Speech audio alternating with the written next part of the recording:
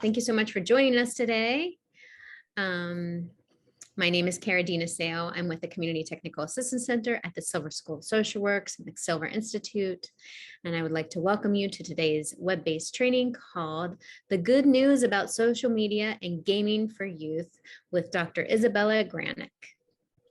So the downsides of screen time among children and young people have received significant attention, but there are also many mental health benefits from social media and gaming that are often overlooked.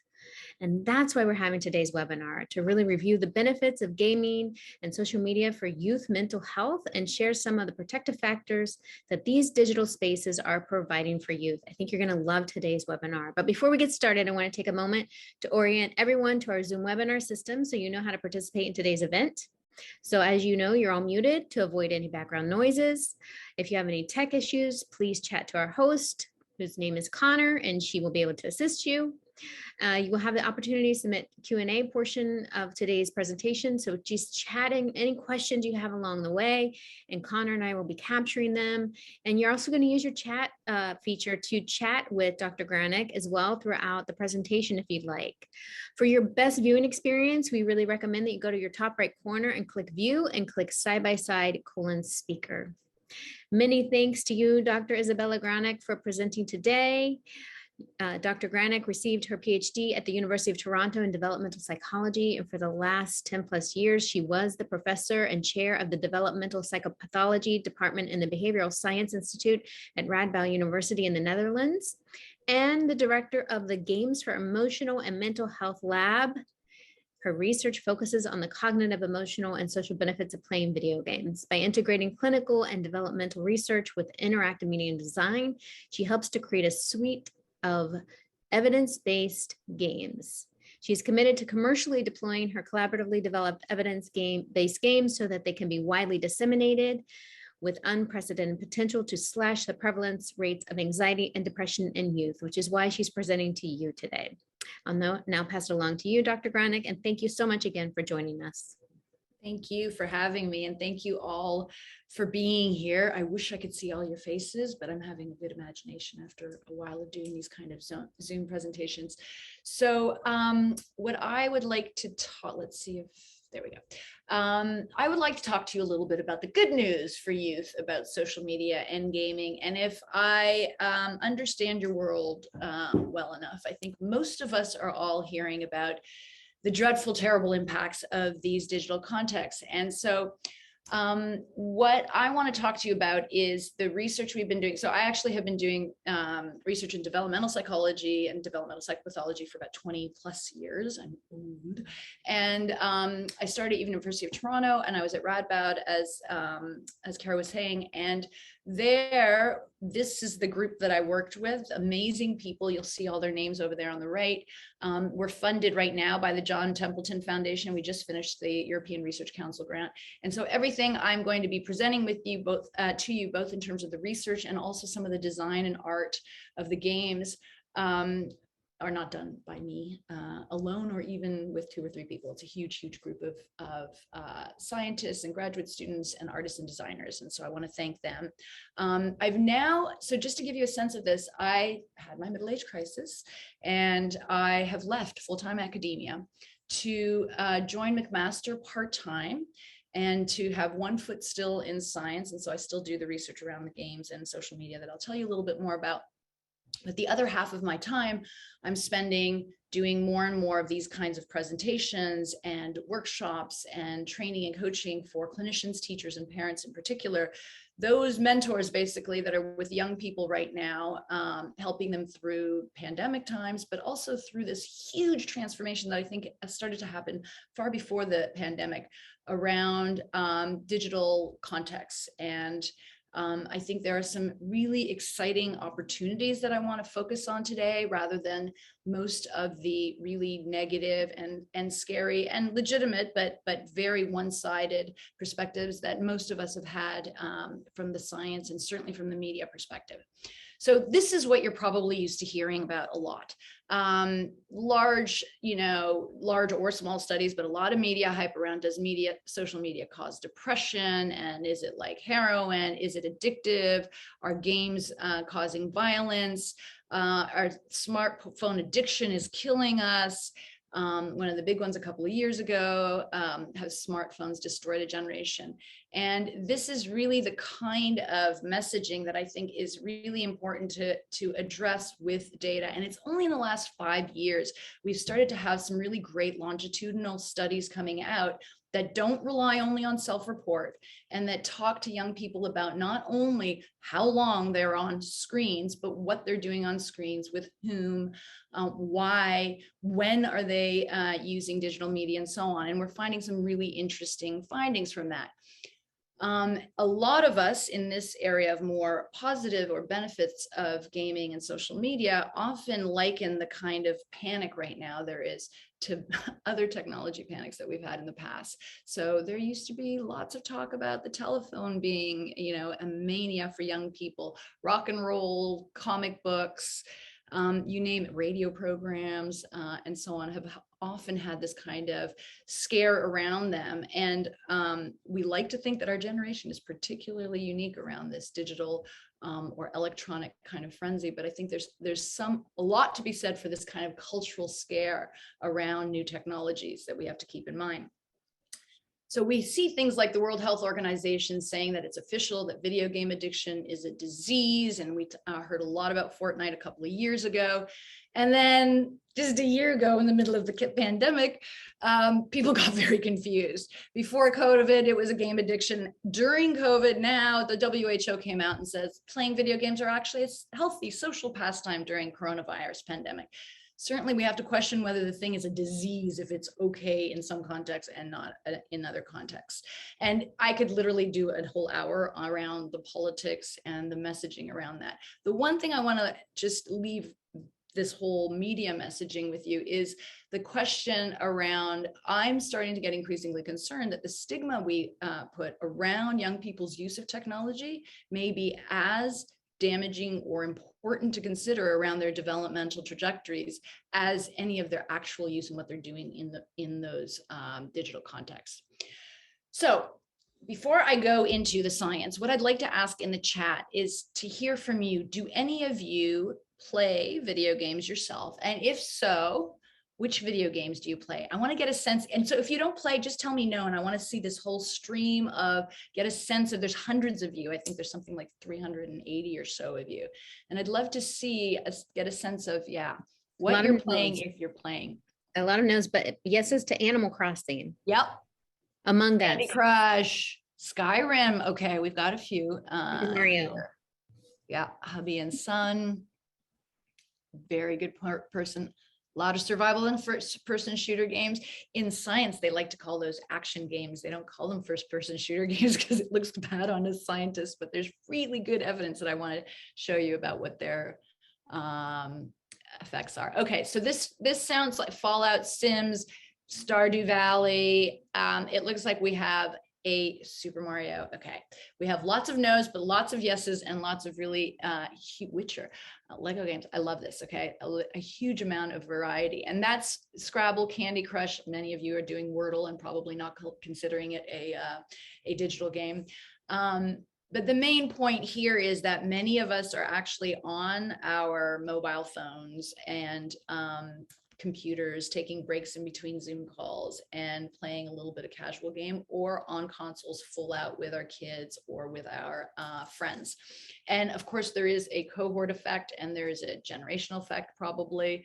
And I'd like to talk a little bit about the science first. So if you look at the last 5 years, and this is really important because it's emerging data that doesn't make the headlines, unfortunately, and yet it's much, much better science right now that has come out in the last 5 years compared to the last 20 or so years.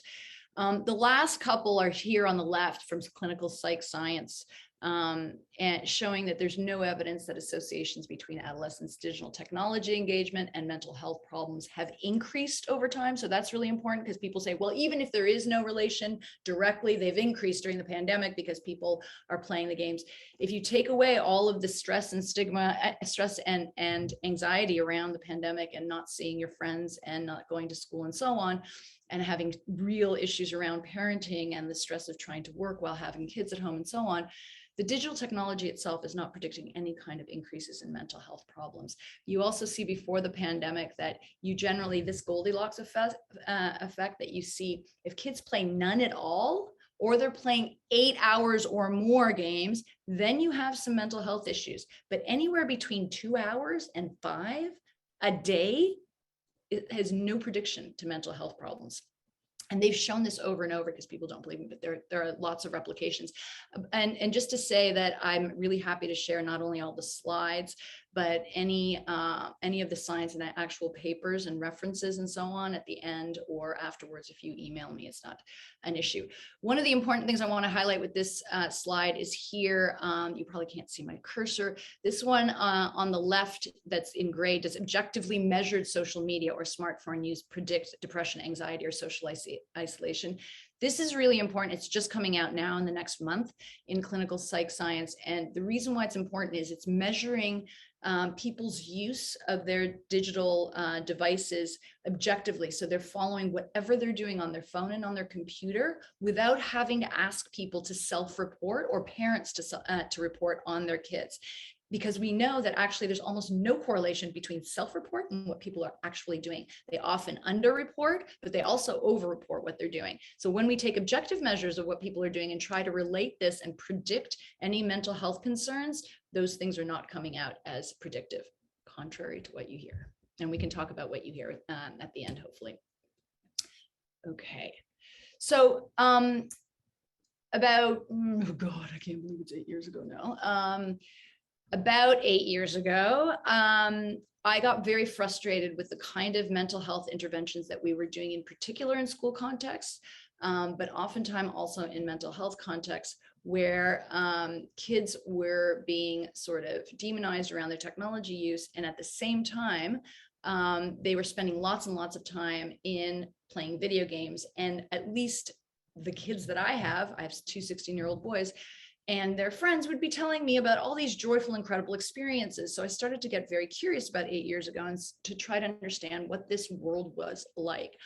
I was not a gamer by any stretch of the imagination at that point. And so I dug into the research and tried to find what evidence there was for both the positive and negative, and came out with a review, which is still incredibly relevant, unfortunately, because there's still so little out there pointing out what the actual concrete experimental evidence for the benefits of playing video games. But in this paper, we laid out the social, emotional, motivational, and cognitive benefits. And so, for example, the cognitive benefits for 2 decades have been known. For first-person shooter games or action games, what we find is more cognitive flexibility for kids that play, even experimentally. If you put kids who've never played video games to start playing action games versus those who play other kinds of games, and you compare their cognitive flexibility, their spatial reasoning, their logical reasoning, and so on, those who play these games perform better than those who don't play these games. And by the way, those same cognitive skills are the ones that are predicting academic success in this STEM area, for example. And then about a year ago, we went back into the literature to look at really what are the developmental needs that young people are addressing when they're in these digital contexts. Because if all they were doing is playing, and if all this digital time was for leisure activity, it may be that they weren't getting all the needs met that they needed to, and they were getting those needs met otherwise. But in fact, what you find is a lot of the identity, especially the identity work that's being done in adolescence and young adulthood, is now being done in these digital spaces. So I'll tell you a little bit more about that. But if you want, there's this, there was actually a whole special issue around beyond screen time and looking at identity development in digital spaces. And there were many commentaries who had lots and lots of criticisms for us that we got to address as well in a response, if you're interested in that. So in these reviews, what we did was we highlighted some of the benefits of video games, and I wanted to share those with you here. The first one that's really important, and let me just say that this is not now only the benefits of video games, but I wanted to look at what in video games could we harness and use for potential either intervention purposes or promotion and prevention purposes in contexts that we are dealing with mental health. So prevention of anxiety and depression, and also promotion of emotion resilience skills and so on. And so games seem to be this amazing vehicle that we might be able to use if we could like harness those good, not evil sort of mechanics. So one of the things we know is that video games are deeply engaging. I don't have to argue this point anymore. I can just leave it at that because we already know that and we're worried about that. But you can imagine if we can engage kids in the same way that we can in therapy or in just prevention programs in schools or promotion programs, public health promotion and so on, like we do video games, there would be some really interesting ways of teaching or training emotional resilience skills. Retention is another really important one. So with prevention and clinical context, we often obviously get attrition from young people, especially when they've gone to mental health services, not by their own accord, but because adults around them care about getting them help. So keeping them in therapy, practicing the skills we want them to practice is really hard. Games don't have that problem in terms of retention usually. Cognitive load is another one. So especially for things like cognitive behavioral therapy, and when we think about that with younger kids, 8, 9, 10-year-olds, often the cognitive load is mismatched to what kids can actually use and can work with. And what games can do beautifully is dynamically adjust to the player's own level and how fast they go, how slowly they go, what they're attending in the games and so on. So using this for intervention purposes seemed to be a really interesting possibility for us. Stigma is something I just mentioned before. There is a whole lot of stigma for young people, especially to go and seek mental health. It might be decreasing, but there's still, as you all know, there's still a huge problem in terms of getting the kids who really need the help fast enough into contexts where they can get the help they need. There's still all this stigma involved in asking and seeking help. And so games, of course, don't have that same stigma. And it would be for us, it's a very interesting kind of vehicle of sort of a Trojan horse way of getting to some of these young people and teaching them skills in these online or digital contexts, not without them knowing per se, but without them feeling like this is because of mental health concerns. And then finally, personalization. So as I said, games are these beautiful engines that can be dynamically adjusted to each person's abilities, but also interests. So there are different types of games that we can design for different kinds of kids, but also there's a huge range that I want to kind of give you at least a little peek of that's already on the commercial market that have or potentially have some benefits that we can then personalize in terms of suggestions for the young people that we work with.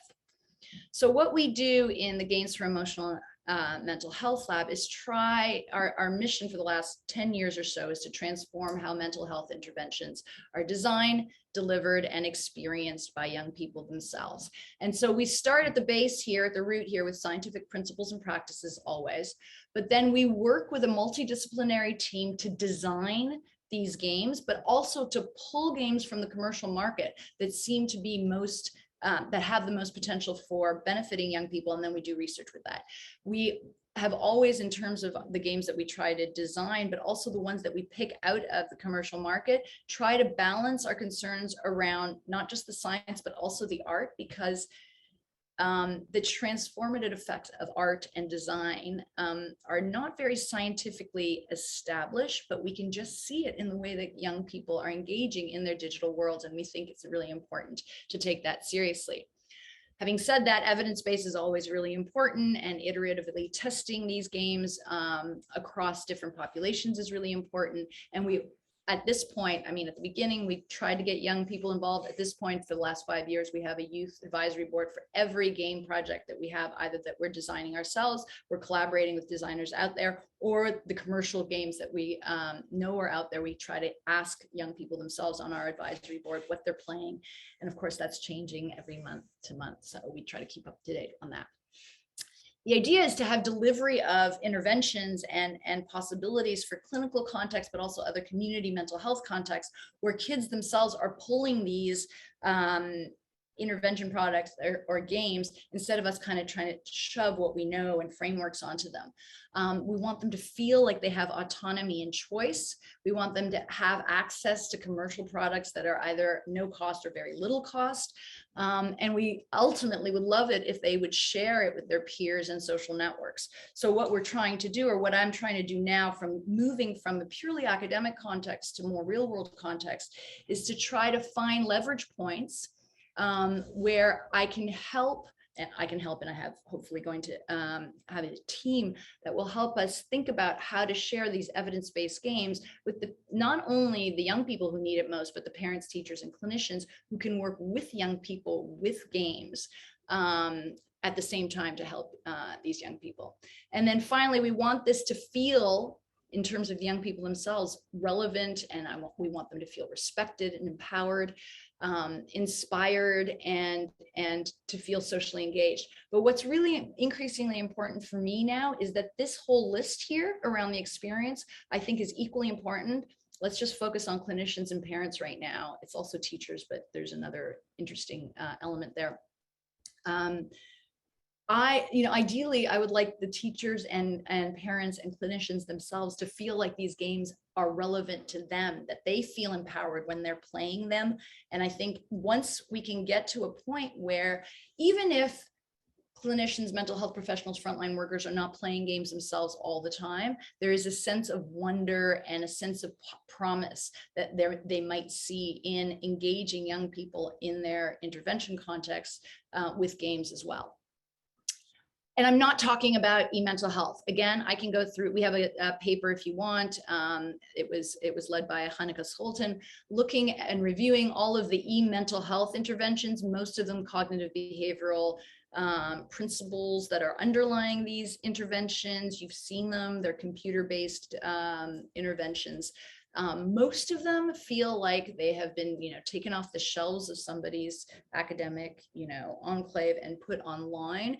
Even when they're beautiful now and there's points associated and this kind of gamification kind of badges and so on, they're not working for young people. They work for older people, but for young people themselves, they're not working, because these youth are so much more used to contexts that not only are sort of playful, which is really important, and engaging, but also feel relevant to them and don't feel like a textbook that's been uploaded.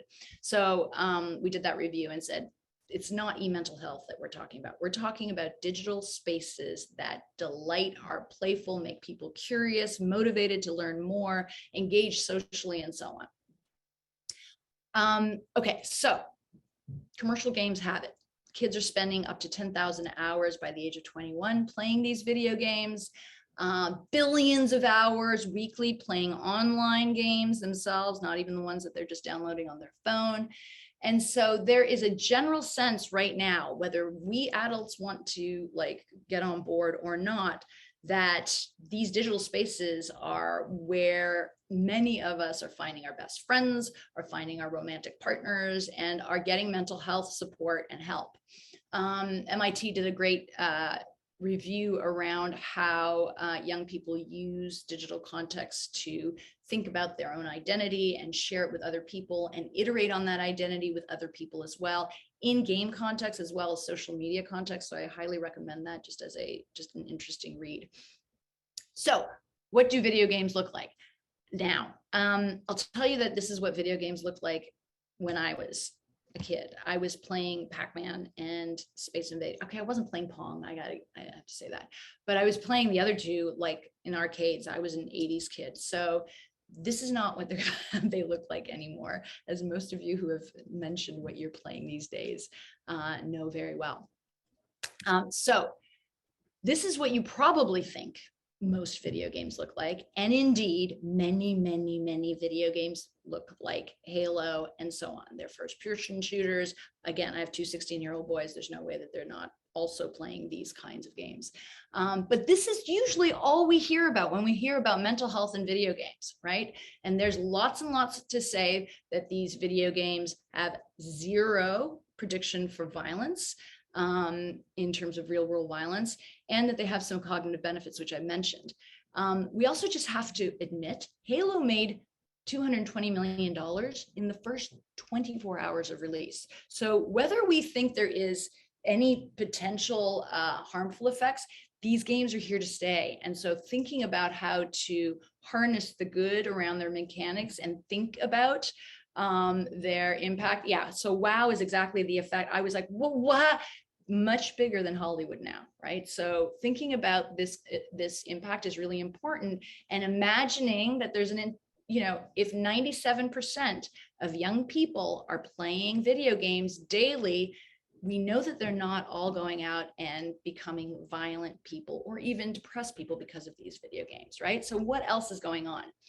So what I want to show you now is some of the other ways that video games look like for those of you who may not be playing the games that are out there right now. Here is a game called Journey that actually made me fall in love with video games at the tender age of 47 years old. Let me just, this is one of the producer of Journey is in the Sony game. It's fun and it's excitement. The last half of the game is very special to me because it makes me think about all the people that I have met in my life, how those people are important to me, and how I've gotten to where I am. One of the things I love about That Game Company games is it allows you to project yourself into the game, the things that are going on in your life and the things that you feel. You can attach yourself to things and those experiences that happen in the game, and they help you resolve and look at those things in a different way. And that's really the special part about their game. So I think it's a very individual experience for everyone. And for me, it's very potent. Journey is the best. I'm so happy to hear somebody's played it.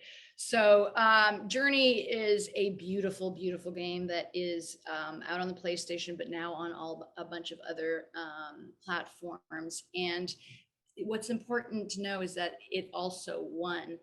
It was the fastest selling game in 2012. It won a bunch of awards. So it's not like these games are just in the fringe. There are people playing them all the time and delighting in them.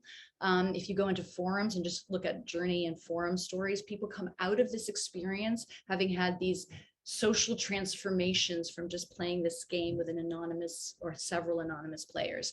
I literally could speak another hour on just Journey. We have a couple of papers if you want on that, or I'm happy to talk about it ad nauseum over email or whatever.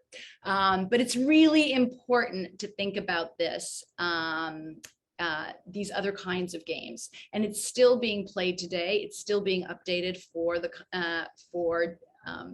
ongoing platforms right now so that they still have a social base where people are playing. Okay, and then let's think about another game, Fortnite, right? We've all heard about that. Everybody was in a panic about that a couple of years ago. There are still many, many parents and clinicians deeply concerned about the millions of children that are playing this game. There has been a lot of research trying to find the actual reliable negative impacts of this game, and there hasn't been good data to show any negative impacts. Instead, what you see is things like this. Children who play Fortnite video games cooperatively display greater pro-social behavior afterwards. You also see this. Okay, I just want you to know, I'm a good ethical, clinical researcher. I've got not only consent from all these kids, but these two, the one in the blue, I don't know if you can see my cursor. So the one with the blue t-shirt and the one with the weird camouflage t-shirt are both my sons a few years ago. They both provided consent for this following video. They're speaking Dutch because it's when I was living in the Netherlands. These are all, I'm a terrible voice. Oh my God. But you can see they're coordinated and they all know. Yes, I know, not the floss. I know, it's terrible. But there was a lot more than just the floss. They had like 8. See, I just have to show you this last one. Okay. So this was all learned. Okay, I'm not going to keep going. So this was all learned through video games. And they would go back into the video games and dance their little dances in the video games and then come out in their playground and share the next video games that they've learned. The next dances they've learned.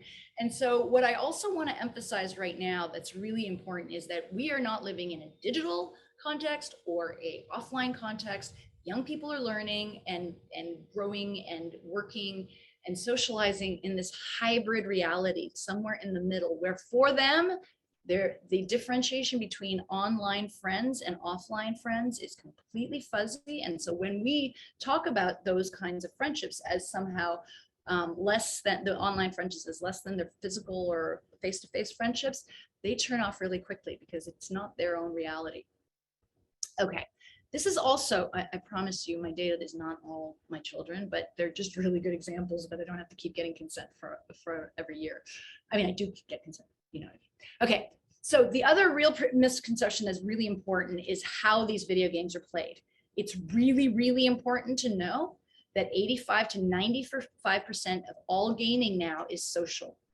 That means that whole myth around the kid in the basement playing by themselves is not only a myth, but it's long been transplanted with games that are incredibly social. So here's my kid looking pretty much like your classic gamer, right? He's in front of a shooter game and playing on the PlayStation.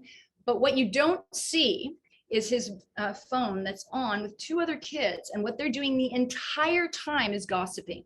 The entire time talking about their friends and their girlfriends and what they want to do tomorrow and so on while they're playing, much like what playgrounds used to be or still are in some cases for kids. Also at the same time, it's not just this kid playing in their little video game. Julian at this point is playing with another at least 10 to 30 kids at the same time in the video game, and they're communicating by text and by voice the entire time. So it's a massively complex social context that these games are embedded all the time. Yes, and Fortnite, that's another really important point. Fortnite has been talked about now as the playground where kids go and they're hardly even paying attention to really what they're playing, or they're playing very automatized because what they're doing mostly is doing what we always did in playgrounds, which is gossiping and chatting. And especially during the pandemic, the idea of taking kids out of these contexts was social. It was a social nightmare for these kids because that's where they got their social needs being met, identity needs as well. The other point that I wanted to make is that we often talk about social games as if there's one thing, so that we're playing, with social others that are anonymous maybe online. And I just really wanted to point out, top right there is my father with the two kids on iPads. Kids are playing together all the time, and they're called couch co-op. Kids are playing with their parents, even when they're not playing the same game, the top left there. They're playing different things, but they're alongside. It's like Winnicott's alone in the presence of another, right? They're together but alone as well, and there's security and really great things that are happening developmentally during those periods. And what I think is really important is we can take these same contexts that parents have started to get hints about how generative they can be and bring them into the mental health context, in the community context, in our offices, in our clinical context, where alliance can be built, starting with playing games that have themes around anxiety or sadness and so on. And it can be just like play therapy used to be a bridge for at least talking, whether there was the psychoanalytic sort of approach had some really good evidence and there was some also debatable evidence. But what we do know is that alliance can be built through play. And I think it's a really important thing to consider when we think about clinical contexts. Let me check in right now because I thought I could be looking at the time, but I can't. So I'm going to just get my phone quickly. Okay, so let me, what I'm going to do now is give you a third sort of inkling around, there's some really great questions that I'm trying not to get distracted by yet, but I want you all to bring them up when we have our discussion in 10 minutes or so. The last thing I just wanted to show, not the last thing, the two last things. One thing is there are these commercial games that I think are really important to keep in mind.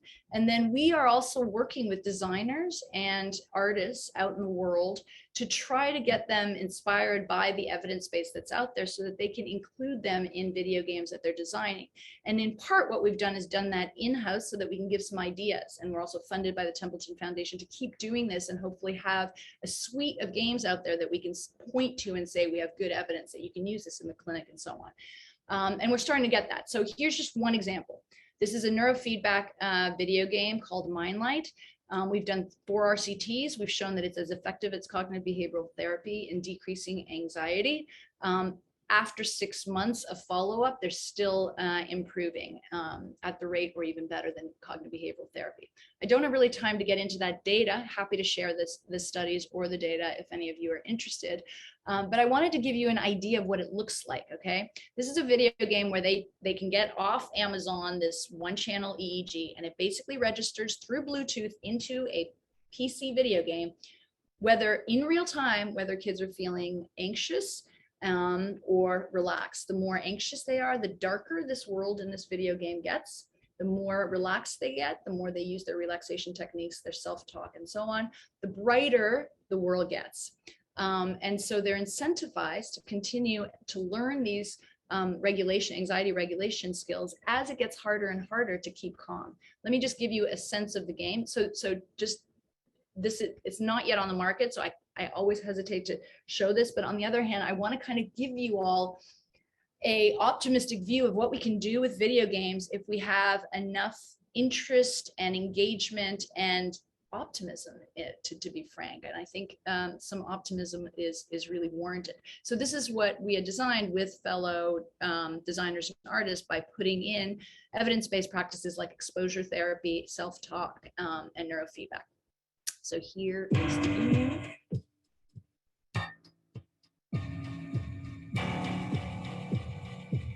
Kids start by putting on this little headset by themselves, and they just start playing the game from the get-go. They learn some techniques so that they can grow their light, and then they get into more and more fearful contexts, and they have to keep calm and regain their calm and practice it over and over, how to regain their calm as these scary things come at them.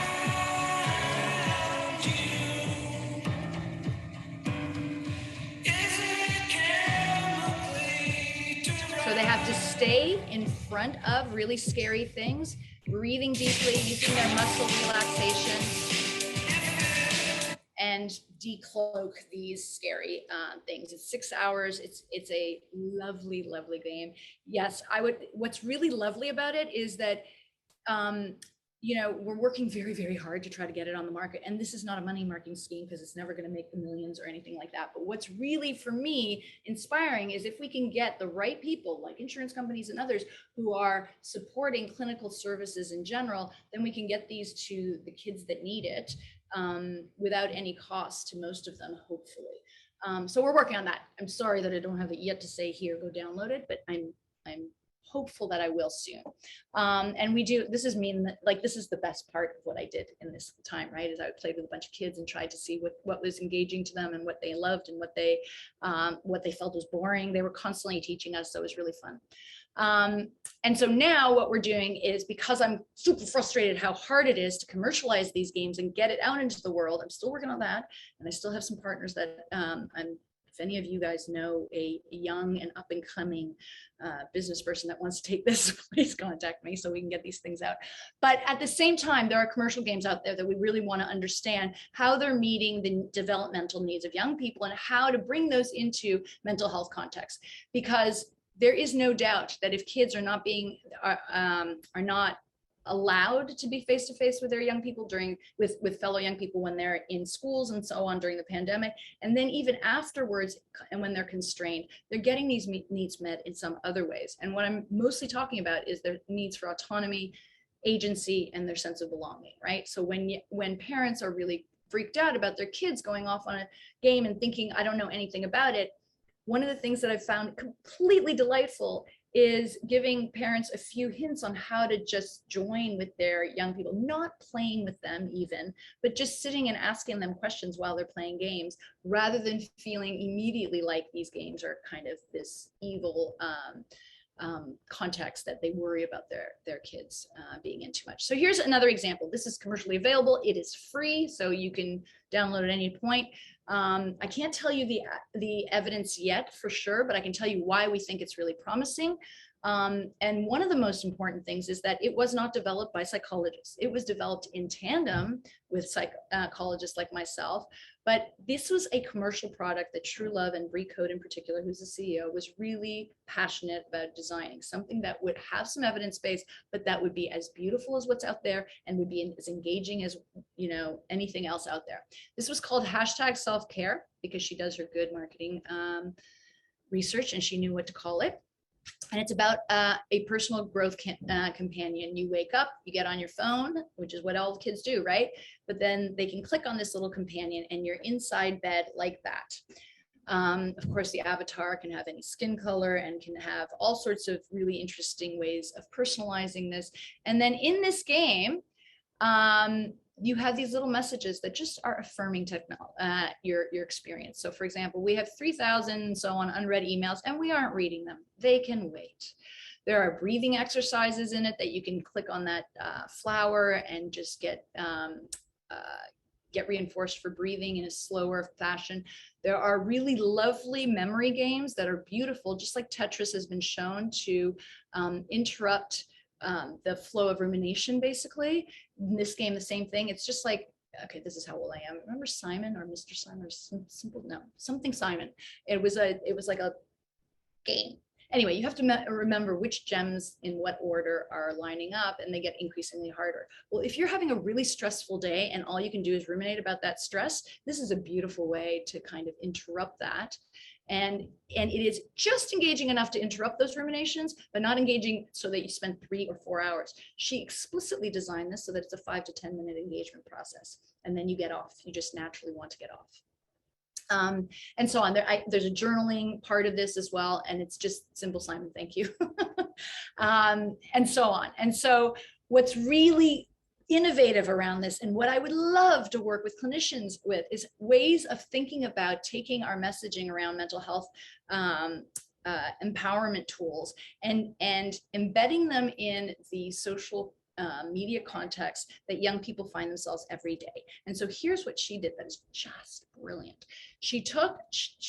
For the self-care game, she has a Twitter account for it. And so if you follow the Twitter account, the bot once a day sends off a tweet, right? It's just an automatic tweet that if you're following will come into your normal timeline of Twitter. So as you're scrolling and scrolling and scrolling, you get a bunch of other messages that say things like, curiosity can lead to safety. Just take a deep breath and open our eyes. Let's breathe. And what we did with our pilot studies is find that when young people were on their phones and they got these Twitter messages, they would just remember, hey, I've got this other app that maybe I'll just close Twitter and go to this, right? So these are ways of kind of nudging young people not to get off their phones, throw off their phones, be really limited, but to use their digital use in really different variety of ways that meet different needs that they have and match the values that they have as well. So I think we're trying to solve the wrong problem, getting rid of phones. That's not going to happen. And I think there's ways of collaborating with young people themselves to find empowering ways to use our digital technologies.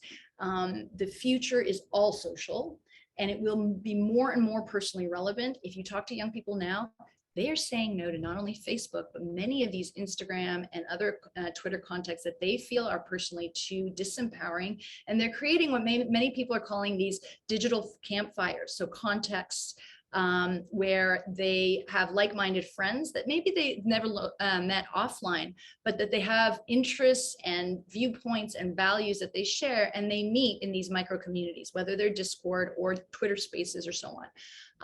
And I think there's some amazing things that are happening that, again, will take another hour, but I'm happy to share some of those stories as well. And I'm hoping to keep doing that at our JUM website and so on. So I think what's really important is that our research, as we develop validated mechanics, gets out into the world, but also that we scale to mental health contexts and we get feedback from these mental health contexts so that we can keep making games, but also pulling them from the commercial market so that they're most relevant to the needs of those care providers. And I think there's really good reasons for mental health practitioners, clinicians, teachers, parents to go like, but this is not mental health intervention. I don't want to do this. Tech is the problem, not the solution. how or when am I ever going to keep up? This is something I hear all the time. And I used to feel exactly like that. I used to feel old. I used to listen to my kids and go, how on earth would I ever keep up with this kind of thing that's changing every day? And in fact, there's a few really simple tricks of places to go, communities to watch out for, things to read, but also ways of aligning with young people that I think make this very efficient and easy to keep up with, and be delighted and excited by the spaces they're creating themselves, because they're going to be the new designers, right? And I think what's really important, and I hope I've actually made clear, is that I don't think anything, games or e-mental health certainly, will not replace our essential human contact.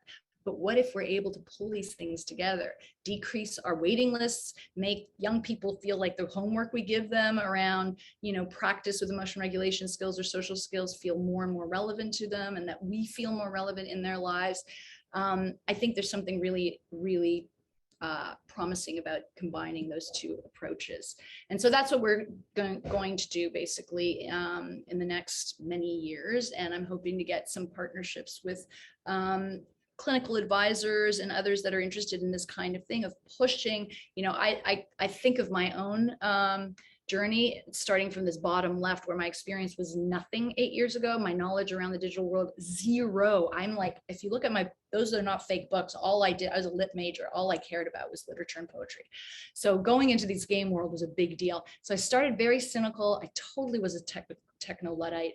And slowly but surely, as I started to get delighted and learning about these spaces, and importantly, having experiences, I could see the sort of empowered and mentoring experience that I could have with young people. And I'm hoping that we can do that. So more and more, we're trying to create these workshops where we give people not just the knowledge, which is really important, around why optimism is warranted, but also the experiences, so that it doesn't feel like they're just reading about it on a website. And like I make the analogy where it's like learning a language through grammar books versus immersing yourself in this world, in this, other culture. And, I don't know why Vespas in Italy reminds me of this, but that's the feeling I want to get.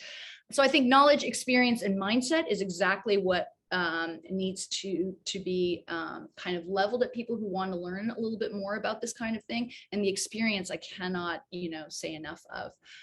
The knowledge, I think I've given you a little bit of that. I think there's a whole lot more that we can talk about around children spending time in these digital platforms, and how each of these commercial games might be able to bring senses of autonomy, agency, and belonging. We have, by the way, right now, if you go to our GEM Lab website, you'll have the address at the end. We have a list of games that we recommend that are commercially available, very easy to download. Some of them I'm sure are free. If not, they're not expensive. There's also a really good Common Sense and Hope Lab collaboration report on how kids are using digital media to help them through the pandemic. And it's inspiring. I can just tell you, it's inspiring. We can learn a lot from these young people's resilience, but also help those who are more vulnerable find the access to this stuff, because it's not everyone. And I think that's really, really important too. And my dream would be to take your 380 of you all, put you into, not dream, I've done this, right? Not with 300, but put you into subgroups and play together. Because when you come back, there's a totally different experience around these games. And then you can speak about them in very different ways. These are just some of the ways, like some of the workshops that we've conducted with clinicians and teachers and clinicians in training. So I did that in the Netherlands, where these were clinicians that were in their clinical training and doing games. And just, this is me being completely goofy in a VR context, which is a lot. And then I think mindset is where we all can think about. I'll skip this last part, but there are some really interesting things, that even things like selfies that we all think people are too self-absorbed when they're taking their selfies, etc. There are projects out there that are taking already established technologies and tweaking the meaning of them and the experience with them. And really, this is not about money anymore. Nobody has to have access to any other resources, but the meaning of these experiences can change dramatically if we just couch them in different ways. So I will stop there because I want to make sure we have time for questions.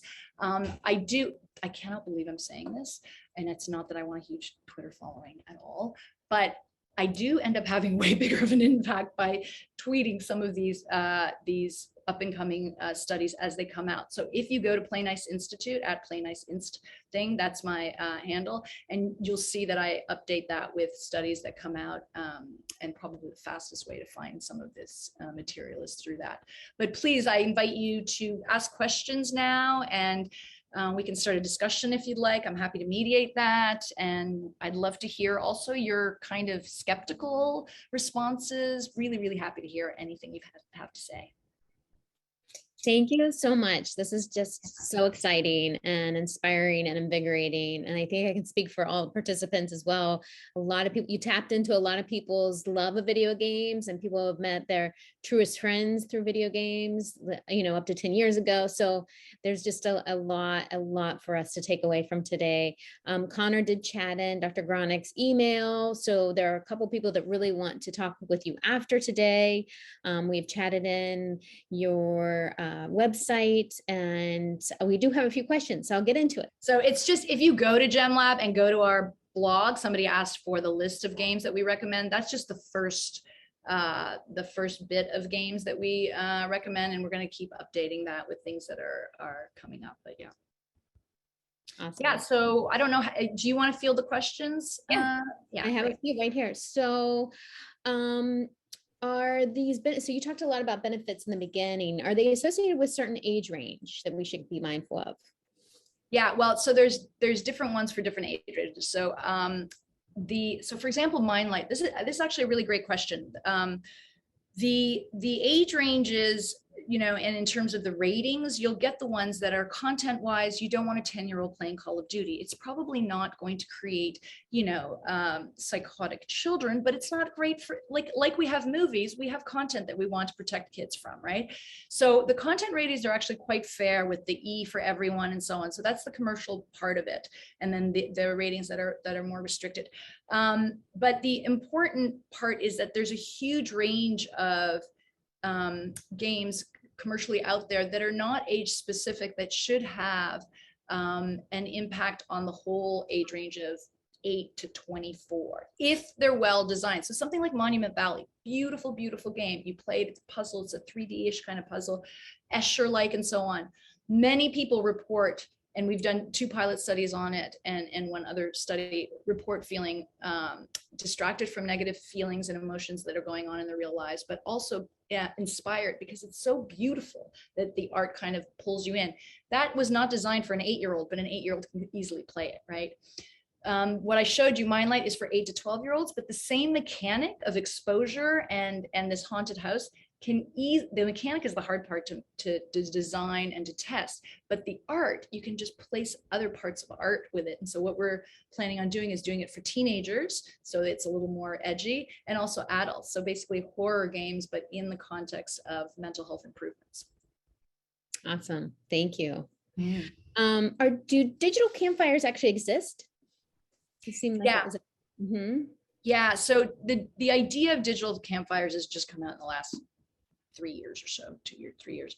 And as far as I understand it, it actually came from the marketing world, where they were starting to realize that marketers and advertisers weren't as effective anymore in places like Facebook and Instagram to just blast everyone with the same kind of messages. And so people realizing, oh no, people are going into their own little cliques basically. And so once I learned that from the worry of the marketers, I started to talk to young people themselves. And so what I'm talking about digital fireplaces are things like Discord servers. So people are playing video games together. They meet people over and over that seem to have the same times that they can play. They talk about the same divorces that their parents had or whatever it is. They feel really connected, and they say, let's get into a Discord server of our own. And so they go into a server, and this is a place where they can chat, but they can also audio talk or video talk as well. And that's what I mean by, that's an example of a digital campfire, where people are gathering in ways that have to do with their values first, and not based on the technology that's pulling them in there per se. Or their commonalities, right? Yeah. Yeah, great. Thank you. Somebody had mentioned that they're really concerned that there are some adults who are getting into these spaces with children, and how do you keep kids safe? Yeah, so I think, I'm not a Pollyanna about this at all. There are really, so Sonia Livingstone is somebody that if you don't know her work, I would immediately just read everything that she's ever written. And she does an amazing job of keeping up the London, is it London School of Economics? It's UK based for sure. Her blog talks all about amazing strategies the parents and clinicians and others, teachers can have with children.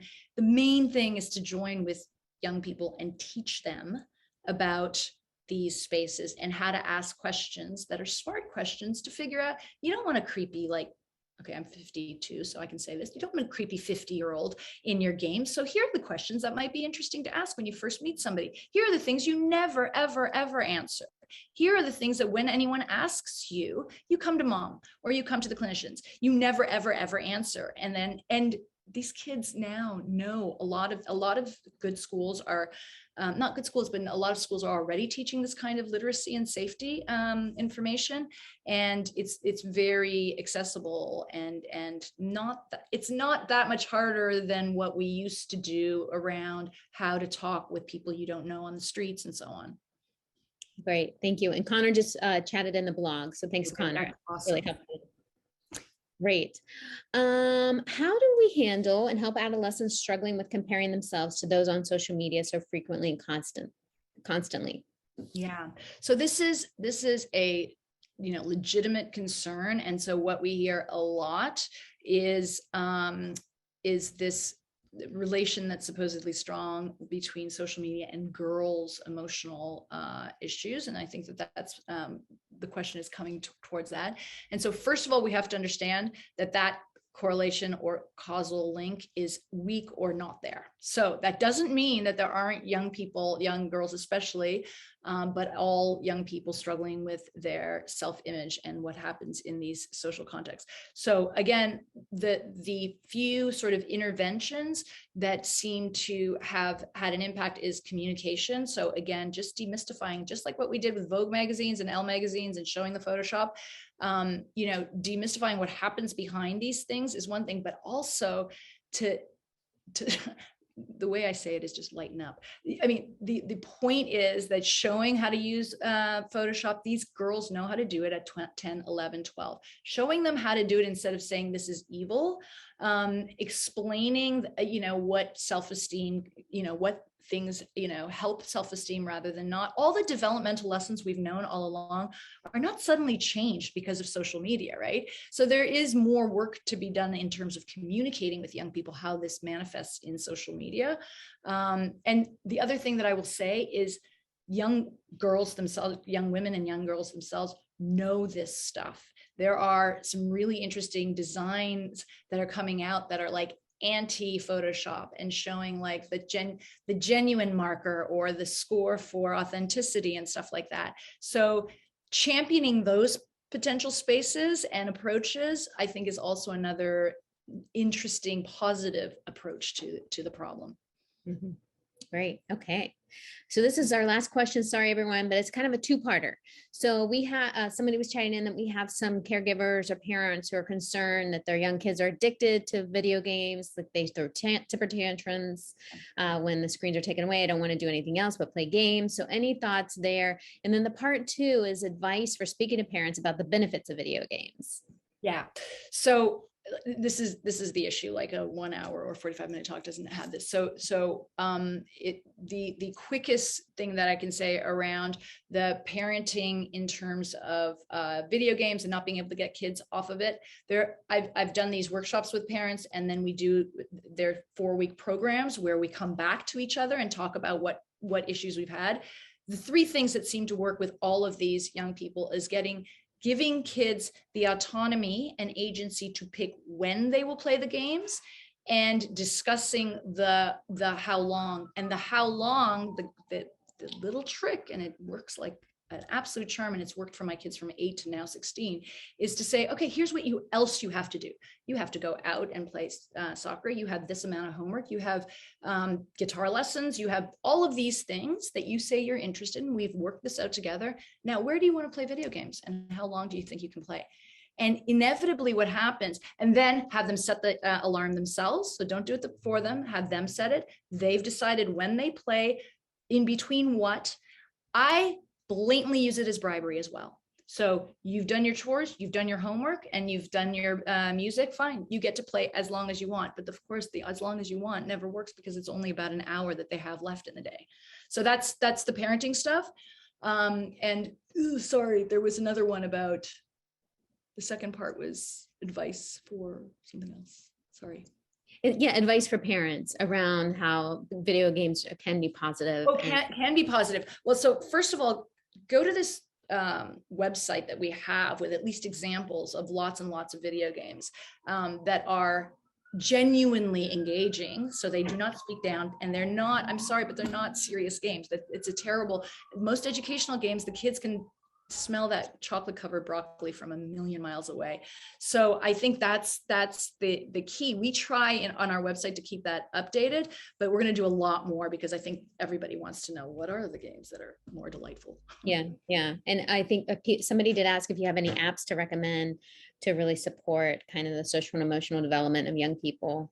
Yeah, so that question is a mixed bag because I can tell you evidence-based, there's 0.001% out there that has any kind of evidence. That's that hashtag self-care, girls, young women and girls, great one. They just feel like it does more of a tarot reading as well. There's appraisal, reappraisals, but it acknowledges negative self-talk and then moves them through that.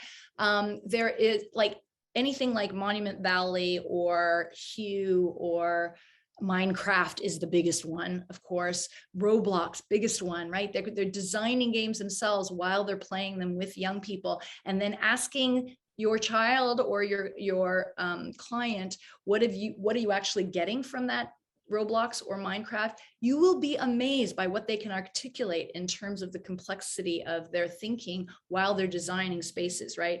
So those are like off the top of my head. Okay, can you go to the last slide so we can just share upcoming events?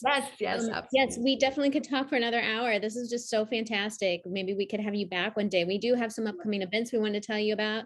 Employing clinical expertise to address the needs of LGBTQ youth and their families, Tuesday, February 22nd, next week. And then we have somatic experiencing for providers. Let's feel empowered. So you all may know about somatic experience, and we're going to have an opportunity to try it ourselves, to really regulate ourselves so that we can provide the best care possible. So that's on Friday, February 25th. Join us for your lunch hour. It's an hour and 15 minutes.